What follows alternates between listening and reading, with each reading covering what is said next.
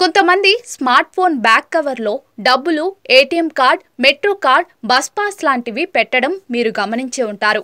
వారు వాటిని మరిచిపోకుండా ఉండేందుకు ఫోన్ బ్యాక్ కవర్లో పెడతారు.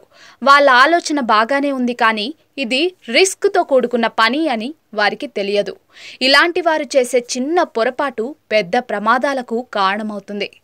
ఈరోజు ఫోన్ బ్యాక్ కవర్లో ఇలాంటి వస్తువులు పెట్టడం వల్ల ఏం జరుగుతుందో తెలుసుకుందాం.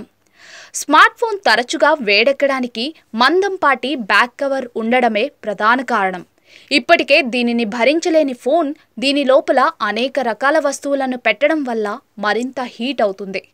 ఎందుకంటే గాలి ఫోన్ లోపలి భాగాలకు వెళ్లకుండా ఇవి అడ్డుగా ఉంటాయి. దీనివల్ల ఫోన్ మరింత హీట్ అవుతుంది. దీంతో పేలిపోయే అవకాశాలు ఎక్కువగా ఉంటాయి. ఇటీవల ఖరీదైన స్మార్ట్ ఫోన్లు పేలిన సంఘటనలు కూడా జరిగాయి.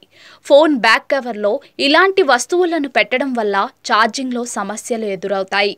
ఈ అలవాటు మిమ్మల్ని ప్రమాదంలో పడేస్తుంది. ఫోన్ను ఛార్జింగ్ చేస్తున్నప్పుడు అది పూర్తిగా ఛార్జ్ అయ్యే వరకు పక్కన పెట్టాలి. ఛార్జింగ్లో ఉన్నప్పుడు ఫోన్ని ఉపయోగిస్తే ఫోన్ వేడెక్కడం, పేలిపోయే ప్రమాదం ఉంటుంది.